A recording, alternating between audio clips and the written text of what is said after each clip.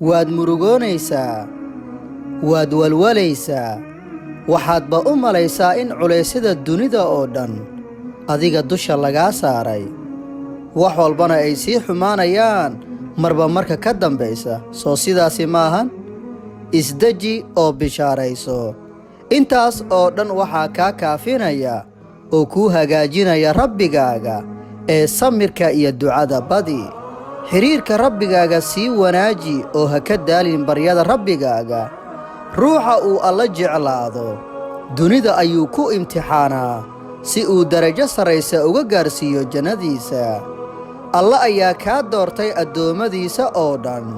wuu ku imtixaanayaa si uu kaaga dhigo qof karti leh oo xamili kara culeysyada dunida oo dhan waayo dhibaatooyinka dunida waxa ay soo saaraan qofka dhabta ah oo aad tahay adiga xusuusnow dhibaatooyinka nolosha waa waxa keliya ee dhisa shakhsiyadda iyo kartida qofka oo qofba qofka uu ka dhaawac badan yahay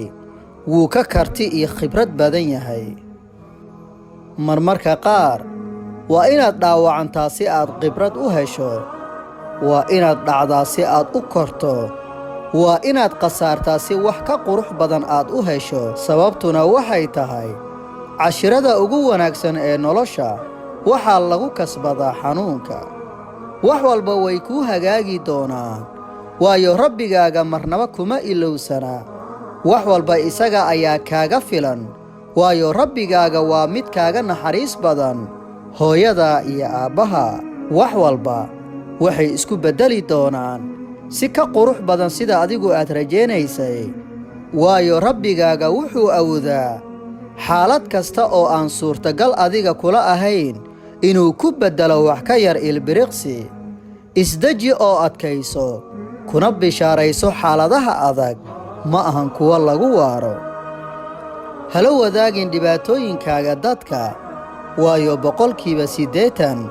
ma danaynayaan xaaladahaaga halka 20% ay ku faraxsan yihiin dhibaatooyinkaaga iyo niyadjabkaaga balse u sheego rabbigaaga wax walba oo ku jira qalbigaaga isaga ayaa kaa kaafin doona ha quusan oo ha rajo dhigin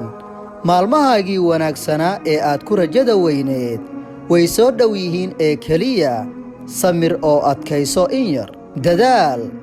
waad helaysaa waxa aad doonayso dadaal oo alle u tala saaro go'aankaaga waad ku guulaysanaysaa inshaa allah ugu dambayn sabarka iyo adkaysiga waa dhaqamada ugu wanaagsan ay leeyihiin dadka qalbiyada wanaagsan sidoo kale samirku waa wax aad u qaraar laakiin natiijadiisu ay tahay natiijo aad u macaan deji naftaada una sheeg in rabbigeeda uusan ilaawi doonin marnaba